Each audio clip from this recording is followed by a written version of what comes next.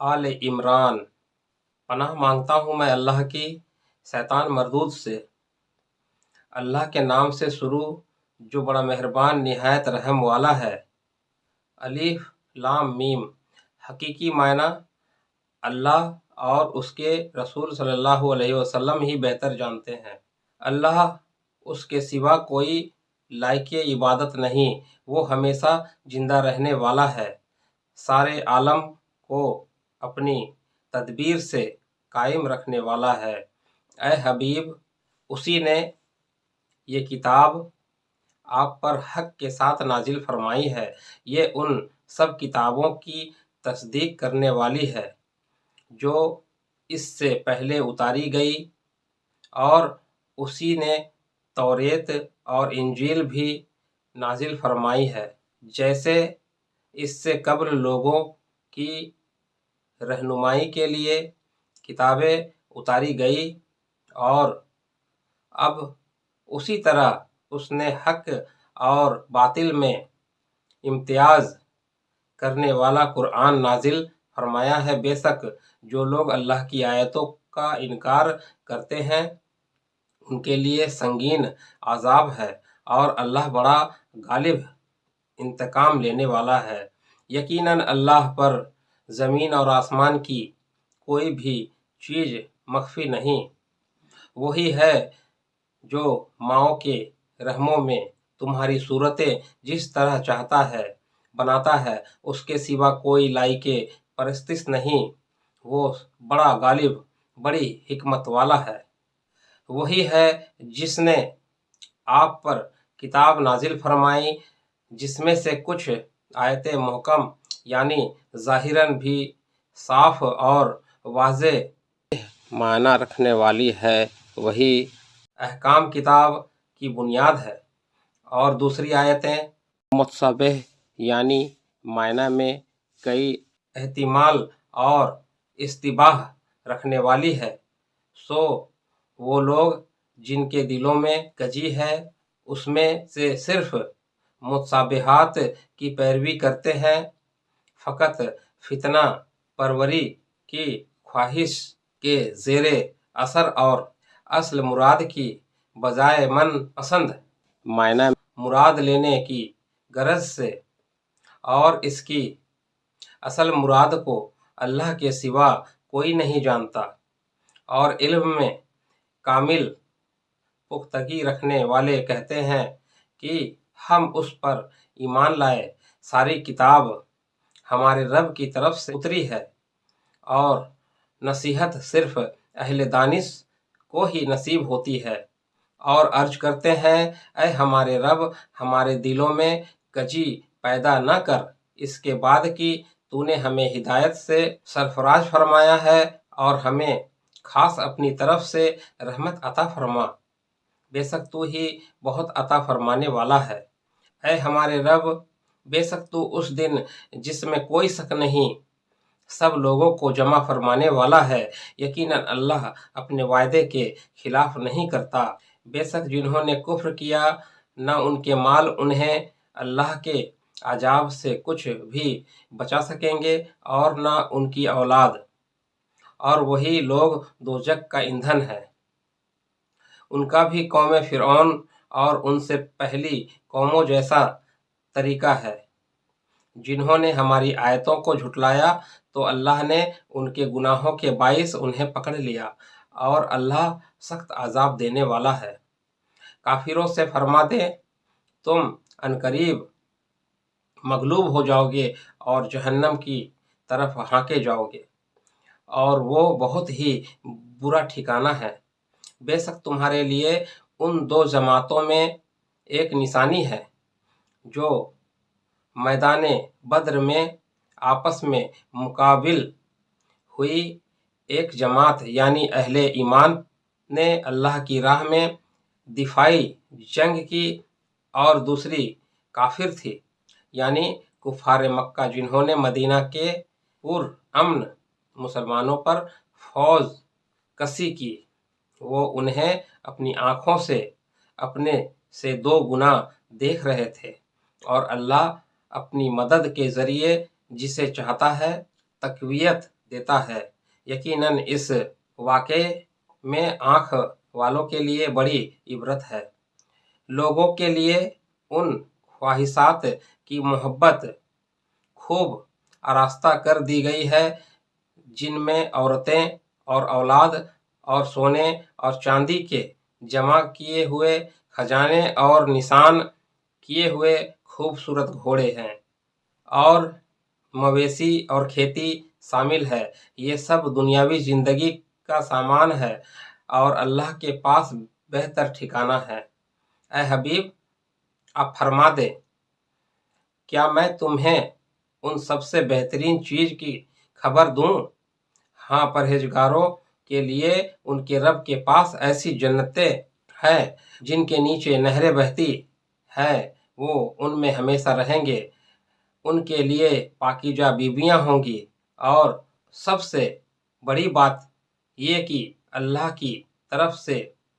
خوشنودی نصیب ہوگی، اور اللہ بندوں کو خوب دیکھنے والا ہے۔ یہ وہ لوگ ہیں جو کہتے ہیں، اے ہمارے رب، ہم یقیناً ایمان لے آئے ہیں، سو ہمارے گناہ معاف فرما دے اور ہمیں دوزخ کی عذاب سے بچا لے۔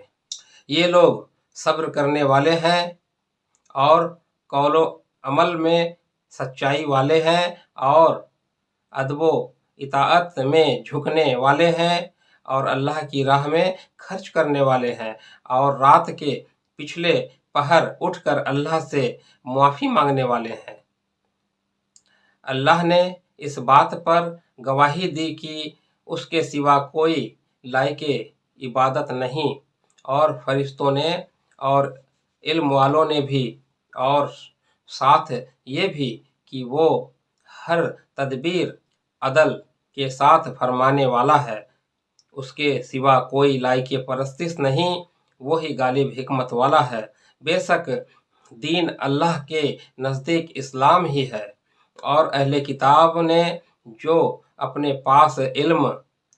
آ جانے کے بعد اختلاف کیا، وہ صرف باہمی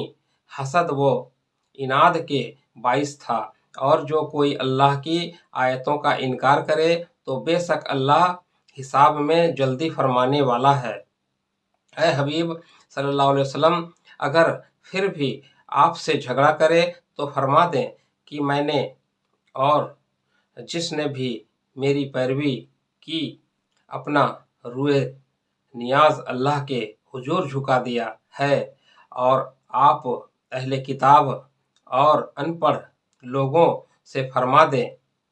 کیا تم بھی اللہ کے حضور جھکتے ہو، یعنی اسلام قبول کرتے ہو؟ پھر اگر وہ فرما برداری اختیار کر لیں تو وہ یقیناً ہدایت پا گئے،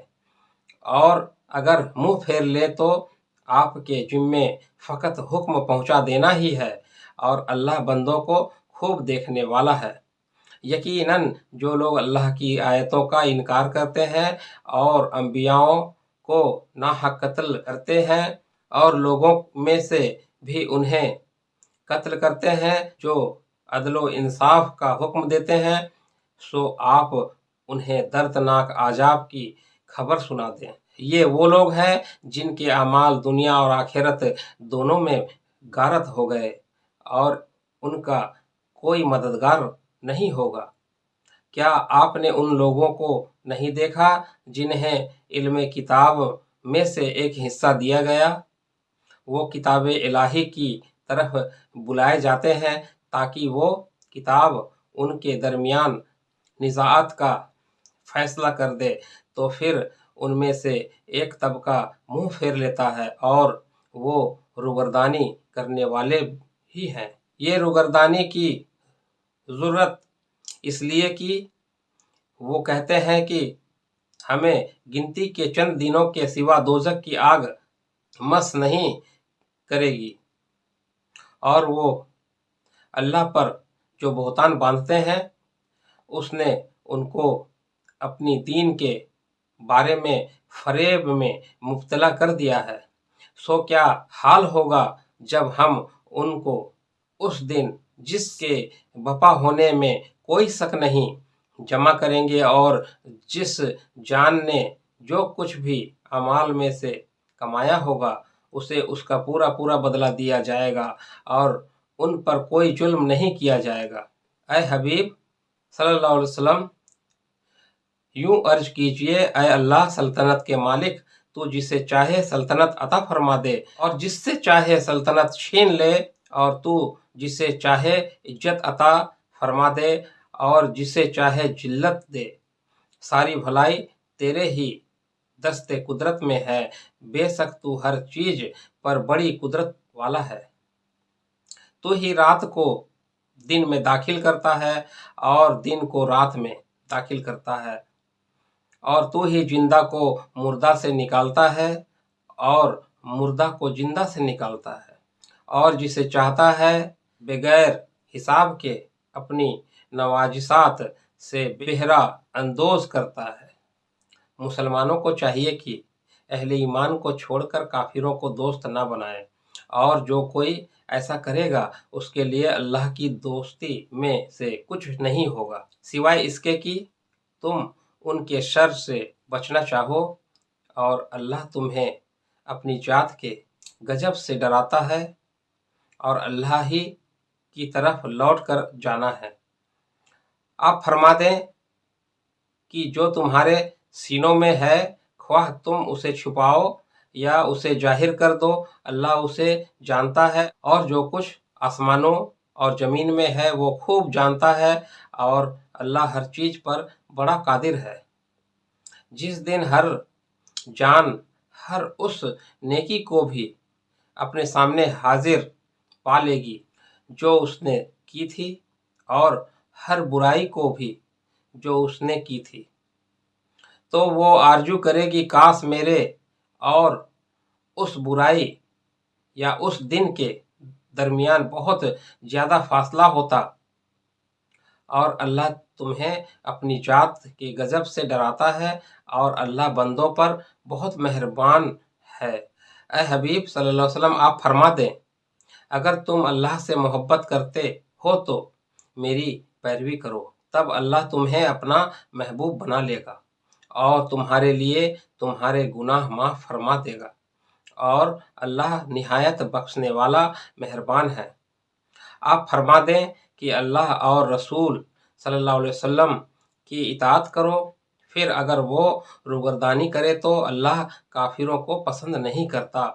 بے شک اللہ نے آدم علیہ السلام کو اور نوح علیہ السلام کو اور آل ابراہیم کو اور آل عمران کو سب جہان والوں پر بزرگی میں منتخب فرما لیا۔ یہ ایک ہی نسل ہے، ان میں سے بعض بعض کی اولاد ہے، اور اللہ خوب سننے والا خوب جاننے والا ہے۔ اور یاد کریں جب عمران کی بیوی نے عرض کیا، اے میرے رب، جو میرے پیٹ میں ہے میں اسے دیگر ذمہ داریوں سے آزاد کر کے خالص تیرے نذر کرتی ہوں، سو تو میرے طرف سے یہ نذرانہ قبول فرما لے، بے شک تو خوب سننے خوب جاننے والا ہے۔ پھر جب اس نے لڑکی جنی تو عرض کرنے لگی، مولا میں نے تو یہ لڑکی جنی ہے، حالانکہ جو کچھ اس نے جنا تھا اللہ اسے خوب جانتا تھا۔ وہ بولی، اور لڑکا جو میں نے مانگا تھا ہرگز اس لڑکی جیسا نہیں ہو سکتا تھا جو اللہ نے عطا کی ہے، اور میں نے اس کا نام ہی مریم عبادت گزار رکھ دیا ہے، اور بے شک میں اس کو اور اس کی اولاد کو شیطان مردود کے سر سے تیری پناہ میں دیتی ہوں۔ سو اس کے رب نے اس مریم کو اچھی قبولیت کے ساتھ قبول فرما لیا، اور اسے اچھی پرورش کے ساتھ پروان چڑھایا، اور اس کی نگہبانی زکریا علیہ السلام کے سپرد کر دی۔ جب بھی زکریا علیہ السلام اس کے پاس عبادت گاہ میں داخل ہوتے تو وہ اس کے پاس نئی سے نئی کھانے کی چیزیں موجود پاتے۔ انہوں نے پوچھا، اے مریم، یہ چیزیں تمہارے لیے کہاں سے آتی ہیں؟ اس نے کہا، یہ رزق اللہ کے پاس سے آتا ہے، بے شک اللہ جسے چاہتا ہے بے حساب رزق عطا کرتا ہے۔ اسی جگہ زکریا علیہ السلام نے اپنے رب سے دعا کی، عرض کیا میرے مولا مجھے اپنی جانب سے پاکیزہ اولاد عطا فرما، بے شک تو ہی دعا کا سننے والا ہے۔ ابھی وہ حجرے میں کھڑے نماز ہی پڑھ رہے تھے یا دعا ہی کر رہے تھے کہ انہیں فرشتوں نے آواز دی، بے شک اللہ آپ کو فرزند یحییٰ علیہ السلام کی بشارت دیتا ہے، جو کلمۃ اللہ یعنی عیسیٰ علیہ السلام کی تصدیق کرنے والا ہوگا اور سردار ہوگا اور عورتوں کی رغبت سے بہت محفوظ ہوگا اور ہمارے خاص نیکوکار بندوں میں سے نبی ہوگا۔ زکریا علیہ السلام نے عرض کیا اے میرے رب میرے یہاں لڑکا کیسے ہوگا؟ درحالی کہ مجھے بڑھاپا پہنچ چکا ہے اور میری بیوی بھی بانجھ ہے۔ فرمایا اسی طرح اللہ جو چاہتا ہے کرتا ہے۔ عرض کیا اے میرے رب میرے لیے کوئی نشانی مقرر فرما۔ فرمایا تمہارے لیے نشانی یہ ہے کہ تم 3 دن تک لوگوں سے سوائے اشارے سے بات نہیں کر سکو گے، اور اپنے رب کو کثرت سے یاد کرو اور شام اور صبح اس کی تسبیح کرتے رہو۔ اور جب فرشتوں نے کہا اے مریم بے شک اللہ نے تمہیں منتخب کر لیا ہے اور تمہیں پاکیزگی عطا کی ہے اور تمہیں آج سارے جہان کی عورتوں پر برگزیدہ کر دیا ہے، اے مریم تم اپنے رب کی بڑی عاجزی سے بندگی بجا لاتی رہو اور سجدہ کرو اور رکوع کرنے والوں کے ساتھ رکوع کیا کرو۔ اے محبوب صلی اللہ علیہ وسلم یہ غیب کی خبریں ہیں جو ہم آپ کی طرف وہی فرماتے ہیں، حالانکہ آپ اس وقت ان کے پاس نہ تھے جب وہ قرآن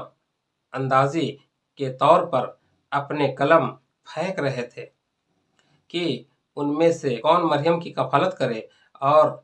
نہ آپ اس وقت ان کے پاس تھے جب وہ آپس میں جھگڑ رہے تھے۔ جب فرشتوں نے کہا اے مریم بے شک اللہ تمہیں اپنے پاس سے ایک کلمہ